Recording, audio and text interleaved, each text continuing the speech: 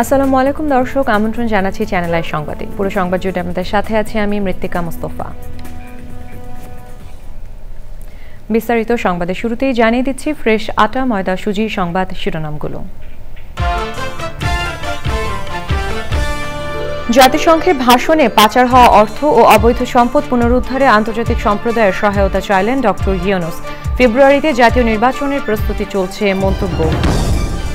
5 দফা দাবিতে জনমত গঠনে 3 দিনের কর্মসূচি সফল বলে 7 ইসলামী দলের দাবি। দুর্গাপূজার পরে আবারও আন্দোলনে নামার হুমকি। সবুজে সাজাই বাংলাদেশ স্লোগানে কক্সবাজারের প্রকৃতি ও জীবন ক্লাবের সবুজায়ন জলবায়ু পরিবর্তনের বিরূপ প্রভাব মোকাবেলায় সহায়ক হওয়ার আশা।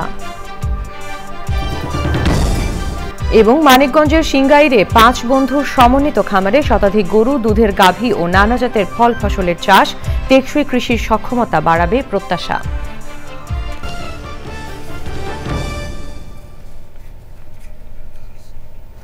দর্শক, সংবাদ শিরোনামগুলো জানাচ্ছিলাম, এখনকার সংবাদ আয়োজন। একই সঙ্গে চ্যানেল আয়ের ইউটিউব চ্যানেলে এবং চ্যানেল আয়ের ওটিটি প্ল্যাটফর্ম আই স্ক্রিনে লাইভ স্ট্রিম হচ্ছে। যাচ্ছে বিস্তারিত সংবাদে।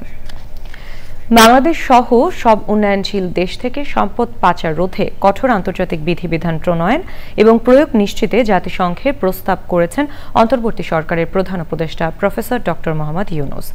জাতিসংঘের সাধারণ পরিষদের 80তম অধিবেশন ভাষণে প্রধান উপদেষ্টা বলেন, বাংলাদেশে ফেব্রুয়ারিতে নির্বাচনের প্রস্তুতি নিচ্ছে সরকার। পূর্ব জেরুজালেমকে রাজধানী করে একটি স্বাধীন ফিলিস্তিন রাষ্ট্র প্রতিষ্ঠার আহ্বান জানান শান্তিতে নোবেলজয়ী ও অর্থনীতিবিদ। রোহিঙ্গা সংকট কোনো দ্বিপাক্ষিক বিষয় নয় উল্লেখ করে এর সমাধানে বিশ্ব সম্প্রদায়ের সহযোগিতা কামনা করেন প্রফেসর ইউনূস। শওকত মালিথার রিপোর্ট। পরিবর্তিত বাংলাদেশকে সাথে নিয়ে জাতিসংঘ সাধারণ পরিষদের অধিবেশনে দ্বিতীয়বারের মতো বাংলায় ভাষণ দিয়েছেন প্রধান উপদেষ্টা প্রফেসর মোহাম্মদ ইউনূস। গত বছর আপনাদের এই মহান সভায় আমি দাঁড়িয়েছিলাম সদ্য গণ অভ্যুত্থান সংগঠিত একটি দেশের রূপান্তরের আকাঙ্ক্ষা আপনাদের শোনানোর জন্য। আজ এই রূপান্তরের অগ্রযাত্রায় আমরা কতটুকু অগ্রসর হতে পেরেছি তা আমি বলবো। 40 মিনিটের ভাষণে তিনি সংস্কার, রাজনৈতিক দলগুলোর সাথে আলোচনা, আগামী নির্বাচন সহ নানা প্রসঙ্গ তুলে ধরেন। আমরা জুলাই অভ্যুত্থানের 1 বছর পূর্তিতে রাজনৈতিক দলগুলোর সাথে একই মঞ্চে দাঁড়িয়ে সকলে মিলে জুলাই ঘোষণার মাধ্যমে এই সংস্কার কার্যক্রমের প্রতি আমাদের সময়াবদ্ধ অঙ্গীকার ব্যক্ত করি। আগামী বছরের ফেব্রুয়ারি মাসে আমরা জাতীয় নির্বাচন অনুষ্ঠানের প্রস্তুতি নিচ্ছি। পাশাপাশি স্বচ্ছতা ও জবাবদিহিতা, আইনের শাসন নিশ্চিত করবার জন্য আমাদের নিরবচ্ছিন্নভাবে নাগরিক বান্ধব সংস্কার চালিয়ে যাচ্ছি। পাচার হওয়া অর্থ পুনরুদ্ধারে সরকারের পদক্ষেপগুলো জানান প্রধান উপদেষ্টা। গত 15 বছরের দুর্নীতির মাধ্যমে শত শত কোটি ডলার অবৈধভাবে বিদেশে পাচার করা হয়েছে। আমরা নিরলসভাবে এই সম্পদ ফেরত আনার চেষ্টা করছি। আমি উন্নয়নশীল দেশ হতে সম্পদ পাচার রোধে কঠোর আন্তর্জাতিক বিধিবিধান প্রণয়ন এবং এর প্রয়োগ নিশ্চিতের প্রস্তাব করছি। রোহিঙ্গা সংকটের কারণে বাংলাদেশের সামাজিক, অর্থনৈতিক এবং পরিবেশগত ক্ষতির কথা উল্লেখ করেন অন্তর্বর্তী সরকার প্রধান। রোহিঙ্গা সংকট কোনোভাবেই মায়ানমারের সঙ্গে বাংলাদেশের কোনো দ্বিপাক্ষিক বিষয় নয়। রাখাইনে স্থিতিশীলতা আনতে আন্তর্জাতিক সম্প্রদায়ের যে কোনো যৌথ প্রচেষ্টায় সহযোগিতা দিতে বাংলাদেশ সর্বদা প্রস্তুত। জলবায়ু পরিবর্তনের বিরূপ প্রতিক্রিয়ার কথা উঠে আসে প্রফেসর ইউনূসের ভাষণে। জলবায়ুর পরিবর্তনের বিরূপ প্রতিক্রিয়া প্রশমনের উদ্যোগ যেমন বাড়াতে হবে, তেমনি অভিযোজনেও সমান গুরুত্ব দিতে হবে। পারমাণবিক অস্ত্রের বিস্তারে বাংলাদেশের উদ্বেগের কথা জানান প্রধান উপদেষ্টা। আমরা সময়ের সঙ্গে দুর্বল হয়ে পড়া বৈশ্বিক অস্ত্র নিয়ন্ত্রণ চুক্তিগুলোকে পুনর্জীবিত করার জন্য জোর দাবি জানাচ্ছি। বিশেষ করে মধ্যপ্রাচ্য ও দক্ষিণ এশিয়ায় পারমাণবিক অস্ত্রমুক্ত অঞ্চল প্রতিষ্ঠার আহ্বান জানাচ্ছি। ফিলিস্তিন সংকট সমাধানে জাতিসংঘকে উদ্যোগ নিতে আহ্বান জানান শান্তিতে নোবেলজয়ী এই সরকার প্রধান। সবচেয়ে মর্মান্তিক চিত্র আমরা দেখেছি গাজায়। শিশুরা না খেয়ে অকাল মৃত্যুবরণ করছে, বেসামরিক জনগোষ্ঠীকে নির্বিচারে হত্যা করছে, হাসপাতাল, স্কুল সহ একটা গোটা জনপদ নিশ্চিহ্ন করে দিচ্ছে। বাংলাদেশের জনগণ, এই বিশ্বের বিবেকবান নাগরিকদের পক্ষ থেকে আমি আবারও জোরালো দাবি জানাচ্ছি যে পূর্ব জেরুজালেমকে রাজধানী করে একটি স্বাধীন ফিলিস্তিন রাষ্ট্র গঠনের মাধ্যমে এই সমস্যার দ্বিরাষ্ট্রীয় ভিত্তিক সমাধান এখনই বাস্তবায়ন করতে হবে। নারীর ক্ষমতায়ন এবং তরুণ প্রজন্মকে সমাজ পরিবর্তনের চালিকা শক্তি মন্তব্য করে আগামী দিনের চ্যালেঞ্জ মোকাবেলায় বিশ্ববাসীকে একসঙ্গে কাজ করার আহ্বান জানান প্রফেসর মোহাম্মদ ইউনুস।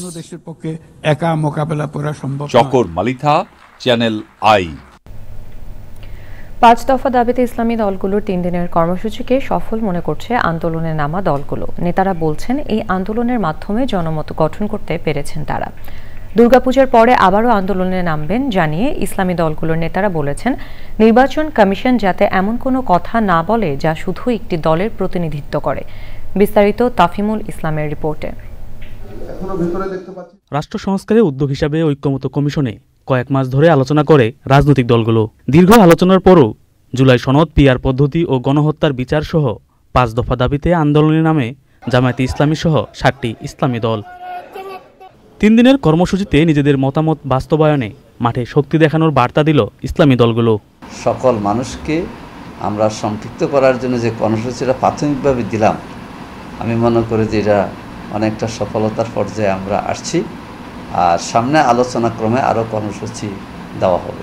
অন্তর্বর্তীকালীন সরকার এবং যাদের কাছে দায়িত্ব বিষয়গুলো বিবেচনা করার, তারা অবশ্যই আমাদের দাবিগুলো নিয়ে যৌক্তিকভাবেই বিবেচনা করবে। পুরনো পদ্ধতিতেই নির্বাচনের প্রস্তুতি নিচ্ছে কমিশন, এমন প্রসঙ্গে দলগুলোর নেতারা বলছেন রাজনৈতিক দলগুলোর ঐক্যমতের বাইরে যাওয়ার সুযোগ নির্বাচন কমিশনের নেই। আমরা দাবিটা সরকারের কাছে করতেছি, তবে নির্বাচন কমিশনের যারা আছেন একটু সতর্কভাবে কথা বলা উচিত। কোনো দলের কোনো কথার প্রতিনিধিত্ব হয়ে যায়, নির্বাচন কমিশনকে এমন কথা না বলাই ভালো। আমরা নির্বাচন করব, ওনারা বলতেছে ওনাদের মতো ওনারা আগাচ্ছে, তা আমাদেরকে সারা ওনারা আগাচ্ছে কাদেরকে নিয়ে? একটা পক্ষকে নিয়ে। এই জন্যই তো আমরা লেভেল প্লেইং ফিল্ডের কথা বলছি। ইসলামী দলগুলোর নেতারা বলছেন 5ই আগস্টের পর সরকার যে অঙ্গীকার করেছে তা বাস্তবায়ন করতে না পারলে তাদের সরে যাওয়া উচিত। তার অঙ্গীকার পালনে ব্যর্থ হয় তাদের চলে যেতে হবে। তাফিমুল ইসলাম, চ্যানেল আই, ঢাকা। লুটপাটে ক্ষতিগ্রস্ত হওয়ার কারণে একীভূত করার তালিকায় থাকা বেসরকারি 5 ব্যাংকের ঝুঁকিপূর্ণ সম্পদ বেড়ে 1.5 লাখ কোটি টাকা ছাড়িয়ে গেছে। আমানতকারীদের কাছ থেকে নেওয়া এই অর্থ বিনিয়োগ হিসেবে বিতরণ করা হয়। এর বেশিরভাগই এখন খেলাফি। কোনো কোনো বিশেষজ্ঞ মনে করেন 5 ব্যাংকে এক করার চেয়ে 2 ব্যাংক একীভূত করে বাকি 3 ব্যাংকের গ্রাহকদের আমানত ফেরত দিতে ভিন্ন ব্যবস্থা নিতে পারত প্রশাসন। মির্জা ইমতিয়াজের ধারাবাহিক প্রতিবেদনের দ্বিতীয় পর্ব। 5 ব্যাংকের মোট সম্পদের পরিমাণ 1,98,000 কোটি টাকা। এর মধ্যে 1.5 লাখ কোটি টাকায় ঝুঁকিপূর্ণ সম্পদে পরিণত হয়েছে। এসব সম্পদের বিপরীতে কোনো প্রভিশন সংরক্ষিত নেই। উল্টো ব্যাংকগুলোর মূলধন ঘাটতি বেড়ে দাঁড়িয়েছে 46,000 কোটি টাকা। 5 ব্যাংক মোট লোকসান দিয়েছে 1,200 কোটি টাকা। পোটেনশিয়াল ঋণ গ্রহীতার নাই, ডিপোজিট তো যেদিন কালেক্ট করেন সেদিন থেকে তো আপনাকে সুদ গুনতে হবে। সুদ দিবেন কোত্থেকে?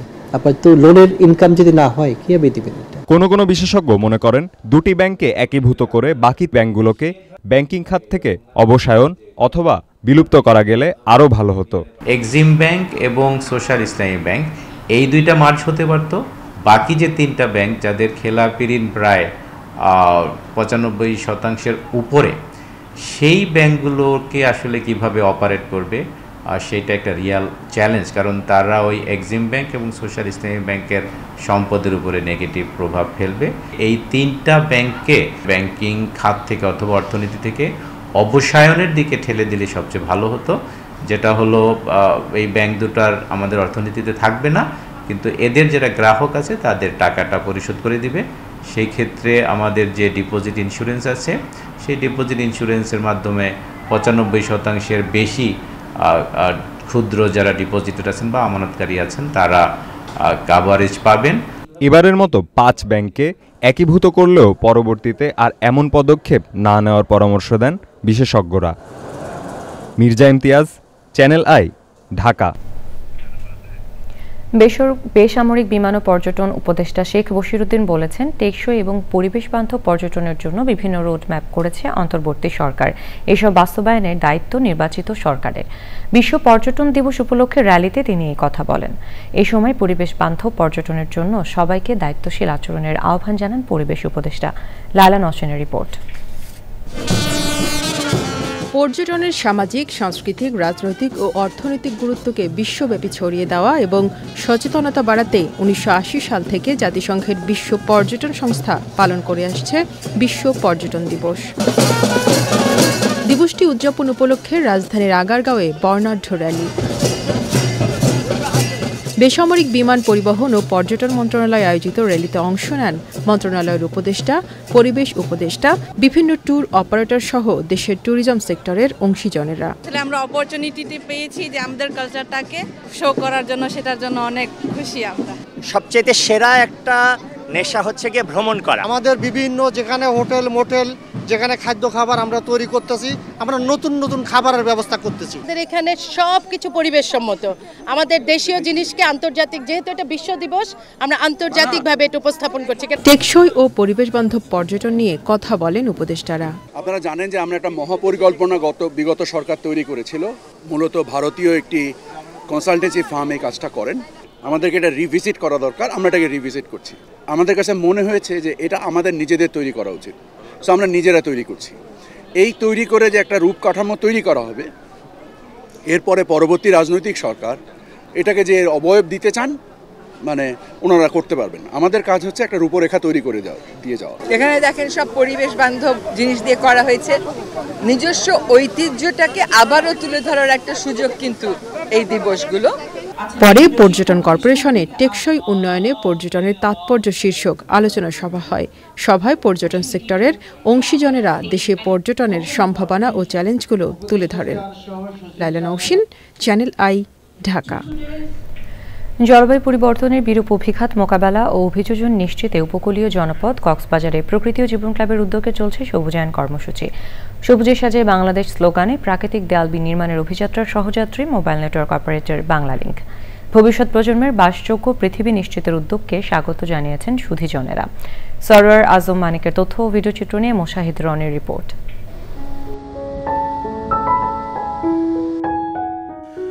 অসীম সমুদ্র, নীল জলরাশি, সবুজ পাহাড় আর প্রাকৃতিক সৌন্দর্যের অপরূপ লীলাভূমি কক্সবাজার।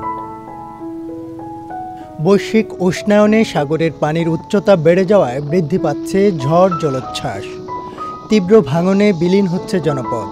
পাহাড় কাটা ও বৃক্ষ নিধনে বিপর্যয়ে প্রাণ প্রকৃতি। এমন বাস্তবতায় উপকূলের প্রাণ প্রকৃতি রক্ষায় সুরক্ষা বলয় তৈরিতে বাংলালিংককে সাথে নিয়ে প্রকৃতি ও জীবন ক্লাবের বৃক্ষায়ন। কক্সবাজারে এই যে জলোচ্ছ্বাসের যে প্রভাব, সেটাকে যদি আমরা মোকাবেলা করতে চাই এবং বৈরী আবহাওয়াকে যদি সহনীয় রাখতে চাই, তাহলে অনেক বেশি বৃক্ষরোপণ করতে হবে কক্সবাজারে। এবং এই কক্সবাজার জেলায় পলদ, বনজ, ঔষধি নানা ধরনের গাছ লাগাতে হবে। পাশাপাশি ম্যানগ্রোভ গাছের চারাও রোপণ করতে হবে। আসুন হাতে হাত মিলিয়ে আমরা সবাই বৃক্ষরোপণ কর্মসূচিকে এগিয়ে নিয়ে যাই। নানা জাতের বিরল দেশীয় গাছের সমারোহে বিভিন্ন শিক্ষা প্রতিষ্ঠানে সবুজ উৎসব। গাছ আমাদেরকে অক্সিজেন দেয়, গাছ আমাদের জন্য অনেক উপকারী। প্রতি বছরে যাতে উদ্যোগটা এবং প্রকৃতির পক্ষ থেকে করা হয়। গাছ যদি একটা কাটি অন্তত 2টা গাছ যেন রোপণ করে। খরা, বন্যা, বৃষ্টি, এর থেকে একমাত্র পরিত্রাণ পাবার উপায় হচ্ছে কি সবুজায়ন বা বৃক্ষরোপণ অভিযান। যে গাছের চারা বিতরণ করলে এটা আমার স্কুলে অনেক উপকার হবে। আমি আমার স্কুলটা ইনশাআল্লাহ সবুজ সমারোহ হবে। আমরা একটা সবুজায়ন পৃথিবী পাবো। পরিবেশ বান্ধব উদ্যোগের প্রশংসা করেছেন সুধীজনরা। ওনারা এই কার্যক্রম অব্যাহত রাখবে। আমাদের পরিবেশ, বন ও পরিবেশ উন্নয়নে ওনারা এই গুরুত্বপূর্ণ অবদান রেখে যান। এই পরিবেশ আমাদের, এই জেলা আমাদের, এই মাটি আমাদের, এটাকে রক্ষা করতে পারলেই আমরা একটা টেকসই পৃথিবী পাবো বলে প্রত্যাশা করছি। এই বৃক্ষরোপণ কর্মসূচির মাধ্যমে আমাদের প্রকৃতি এবং পরিবেশের যে ভারসাম্য রক্ষা পদক্ষেপ আমরা নিয়েছি, এটি সত্যি একটি প্রশংসনীয় উদ্যোগ। স্কুল কলেজের শিক্ষার্থীরা তাদেরকে এখন থেকেই প্রাণ ও প্রকৃতি রক্ষায় যে সংবেদনশীলতা তাদের মধ্যে তৈরি হওয়া দরকার, সেটি তৈরিতে এই প্রকৃতি জীবনের এই উদ্যোগটি অসাধারণ ভূমিকা রাখবে। হুমকিতে থাকা ধরিত্রী রক্ষায় সবুজায়নকে সামাজিক আন্দোলনে পরিণত করার আহ্বান সংশ্লিষ্টদের। Moshahid Roni, Channel I. দেশ বিদেশে উচ্চশিক্ষা শেষে কেউ বিশ্ববিদ্যালয়ের শিক্ষক, কেউ বা ইংলিশ মিডিয়াম স্কুলের শিক্ষক, কেউ অন্য কোনো পেশায় যুক্ত এমন 5 বন্ধু এক হয়ে মানিকগঞ্জের সিংগাইর উপজেলার রাজেন্দ্রপুর গ্রামে গড়ে তুলেছেন একটি গরুর খামার। এখন সেখানে রয়েছে শতাধিক গরু এবং দুধের গাভী। এছাড়াও আছে নানা জাতের ফল ফসলের চাষ। দেখুন শাইখ সিরাজের রিপোর্টে। 5 বাল্যবন্ধু ফয়সাল বিন মালিক, আল ফারুক আহমেদ, ফাহিমউদ্দিন চৌধুরী, মোহাম্মদ মাহমুদ ও আবদুল্লাহ আল মামুন। শিক্ষা ও পেশায় ভিন্ন হলেও কৃষির টানে এক হয়েছেন তারা। আমি কিন্তু ফার্স্টে ইন্টারেস্টেড ছিলাম না, বাট জমিটা নেওয়ার পরে এখান থেকে যখন প্রথম একটা 2-3টা গরু কিনলাম, এখানে একটা মায়া জন্মালো। তো মায়াটা আসলে সত্যি কথা বলতে শুধু গরুর জন্য না, মনে হলো যে এই জমিটা কিন্তু আমার, এই গ্রামটা আমার, তো আমি এখানে কেন কিছু করি না, বিদেশে যে আমার ক্যারিয়ার করবো বা ওইখানেই সেটেল লাইফ। আসলে চেষ্টা করলে, হার্ডওয়ার্ক করলে কিন্তু দেশেও করা যায় অনেক কিছু। তবে প্রাণীখাদ্যের দাম বৃদ্ধি সহ বেশ কিছু সংকটের মুখোমুখি হতে হচ্ছে তাদেরকে। যে এই যে ধানের খোড়া বা গমের খোড়া বা ভুট্টা অনেক সময় আমাদের অনেক হাই প্রাইসে কিনে আনতে হয়। আমরা যখন ফার্ম শুরু করি তখন 1 বস্তা গম ভুসি আমরা কিনতাম 840 টাকা দিয়ে। তা আমরা এইবার কোরবানির আগে কিনতে হয়েছে আমাদের 2200 টাকা দিয়ে অলমোস্ট। আসলে ভালো মানের সিমেন্ট সেভাবে পাচ্ছি না। এক্স্যাক্ট জিনিসটা দিতে পারি তাহলে আমার গাভীও ভালো থাকবে, বাচ্চাও ভালো পাবো এবং দুধের পরিমাণও ঠিক থাকবে। যতটুকু আমরা চেষ্টা করব যে বড় করার জন্য, কিন্তু আমরা লেবার ফাংশনের জন্য আমরা সেটা পারছি না। শুধু খামার নয়, 70 বিঘা জমিতে নানা ফসল আর ফলের চাষ করছেন তারা। এখানে 450 গাছ। এটা তো একটা ক্ষেত, প্রত্যেকটা বিঘায় 400 থেকে 450 গাছ থাকে। এখন আমাদের এলাকায় আপনার সিংহের প্রচুর পরিমাণ পেঁপে চাষ হচ্ছে। শিক্ষিতরা এগিয়ে এলে কৃষি হবে টেকসই, বিশ্ববাজারে প্রতিযোগিতার সক্ষমতাও বাড়বে। সংকট নয়, তরুণরা দেখছেন সম্ভাবনা। তাই কৃষি খাতকে এগিয়ে নেওয়ার জন্য, আরও তরুণ এবং জনগোষ্ঠীকে সম্পৃক্ত করার জন্য এই খাতগুলো বেছে নেওয়া যায়। দরকার সরকারের নীতি সহায়তা এবং অন্যান্য সুযোগ সুবিধা বৃদ্ধি করা। মানিকগঞ্জের রাজেন্দ্রপুর থেকে শাইখ সিরাজ, চ্যানেল আই। এ নিয়ে বিস্তারিত প্রতিবেদন দেখুন আজ রাত 9টার সংবাদের পর হৃদয় মাটি ও মানুষ অনুষ্ঠানে। প্রায় 2 দশক পরিত্যক্ত পড়ে থাকা নড়াইলের কালিয়ার আলপনা সিনেমা হল ভবন তাবলিগ জামাতের মার্কাজ মসজিদে রূপান্তর করা হয়েছে। সরকারের কাছ থেকে ভবন ইজারা নিয়ে 1988 সালে যাত্রা শুরু করা সিনেমা হলটি একসময় ছিল কালিয়া শহর ও আশেপাশের মানুষের বিনোদনের প্রধান কেন্দ্র। তবে বাংলা সিনেমার স্বর্ণালী যুগ শেষ হয়ে গেলে ধীরে ধীরে হারাতে থাকে দর্শক। 2008 সালে স্থায়ীভাবে বন্ধ হয়ে যায় প্রেক্ষাগৃহটি। এরপর দীর্ঘদিন ভবনটি পরিত্যক্ত অবস্থায় পড়ে থাকে। দীর্ঘ 18 বছর ভবনটি কেউ ইজারা নেয়নি। কর্তৃপক্ষ জানিয়েছে সরকারি রাজস্ব আদায় ও সঠিক ব্যবহার নিশ্চিত করতে ভবনটি তাবলিগ জামাতকে ইজারা দেওয়া হয়েছে। দীর্ঘদিন যাবৎ এখানে কালিয়া আলপনা সিনেমা হলের কার্যক্রম চলতেছিল। ইদানিং বেশ কিছুদিন বন্ধ ছিল। আমরা এটা সরকারি মহল যারা আছে, ডিসি সাহেব এবং ইউনো সাহেবের মাধ্যমে এটা আমরা মার্কাজের নামে বরাদ্দ নিয়েছি। স্যার এবং ইউনো মহোদয়কে আমাদের প্রাণ ঢালা অভিনন্দন এবং ভালোবাসা। স্যার এই বিষয়টা আমাদের প্রতি খুব লক্ষ্য রাখছে এবং এই জায়গাটার ব্যাপারে স্যার অত্যন্ত পরিশ্রম এবং আমাদেরকে ভালোবাসা দিয়ে দিয়েছে। 5 ওয়াক্ত আজান হচ্ছে, নামাজ হচ্ছে, জুম্মা সহ আলেম উলামা আসতেছে, তাবলিগ মার্কাজের কাজ হচ্ছে। আলহামদুলিল্লাহ, এর থেকে বড় পাওয়ার আল্লাহ পাকের কিছু। জামায়াতে ইসলামীর আমির ডাক্তার শফিকুর রহমান বলেছেন, দেশের শিক্ষা ব্যবস্থা বৈশ্বিক মানের ধারে কাছেও নেই। সকালে ফোরাম অফ ডিপ্লোমা ইঞ্জিনিয়ার্স বাংলাদেশের বার্ষিক কাউন্সিলে প্রধান অতিথির বক্তব্যে তিনি বলেন, যারা শিক্ষা ব্যবস্থা পরিকল্পনার দায়িত্বে তাদের সন্তানরা দেশের বাইরে পড়াশোনা করেন। এ কারণেই শিক্ষা ব্যবস্থার বাজে অবস্থা। জামায়াতে ইসলামীর আমির বলেন, ক্ষমতায় গেলে দাবি আদায়ে মাঠে নামতে হবে না, যুবকরা যোগ্যতা অনুযায়ী কাজ পাবেন। তিনি বলেন, 5 বছরে উন্নয়নের বুলেট ট্রেন চালু না করতে পারলেও উন্নয়নের এক্সপ্রেস ট্রেন চালু করবে জামায়াত।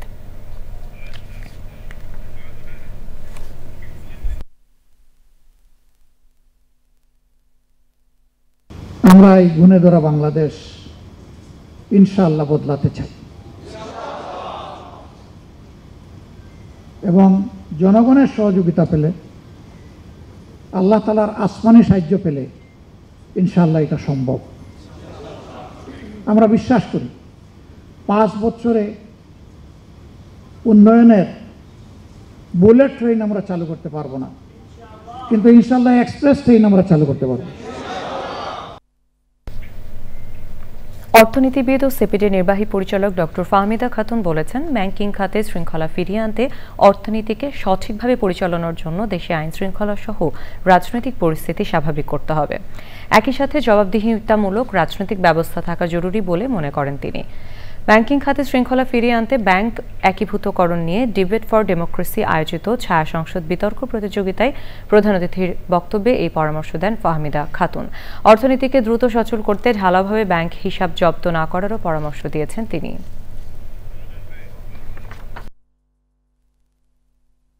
এই ধরনের অন্তর্বর্তীকালীন কিংবা ট্রানজিশন পিরিয়ডের সরকার যত লম্বা হবে তত অর্থনীতির জন্য খারাপ হবে।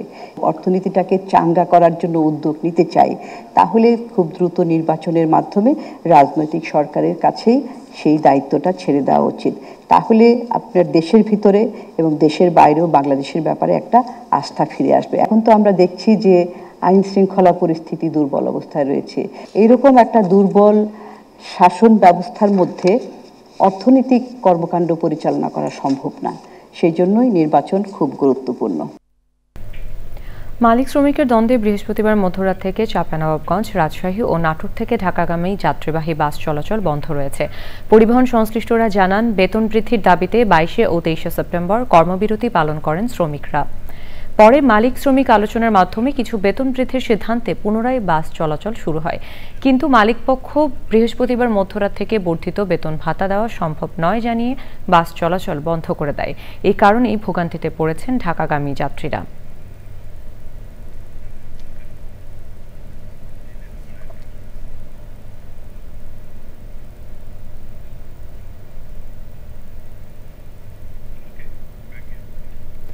এবারে নিটোল টাটা কৃষি সংবাদ।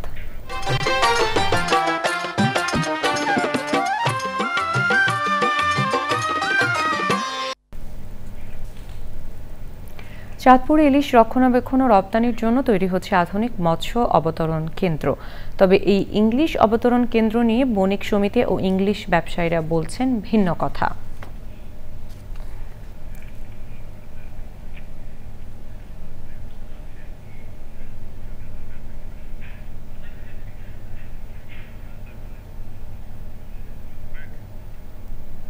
এখন দেখবেন প্রকৃতি সংবাদ।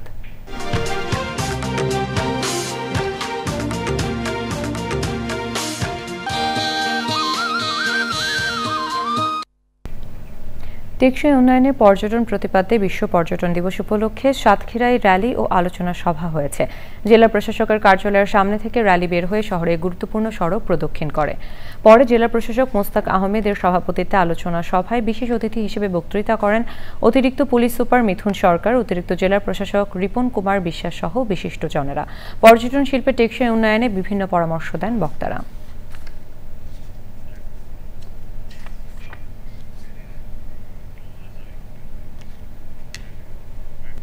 দর্শক, সবশেষে ফ্রেশ আটা ময়দা সুজি সংবাদ শিরোনামগুলো জানিয়ে দিচ্ছে আরও একবার।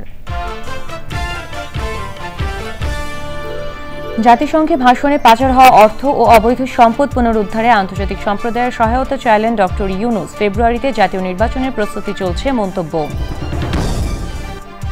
5 দফা দাবিতে জনমত গঠনে 3 দিনের কর্মসূচি সফল বলে সাত ইসলামী দলের দাবি। দুর্গাপূজার পরে আবারও আন্দোলনে নামার হুমকি। সবুজের সাথে বাংলাদেশ স্লোগানে কক্সবাজারের প্রকৃতি ও জীবন ক্লাবের সবুজায়ন জলবায়ু পরিবর্তনের বিরূপ প্রভাব মোকাবেলায় সহায়ক হওয়ার আশা। এবং মানিকগঞ্জের সিংগাইরে 5 বন্ধু সমন্বিত খামারে শতাধিক গরু, দুধের গাভী ও নানা জাতের ফল ফসলের চাষ। টেকসই কৃষি সক্ষমতা বাড়াবে প্রত্যাশা।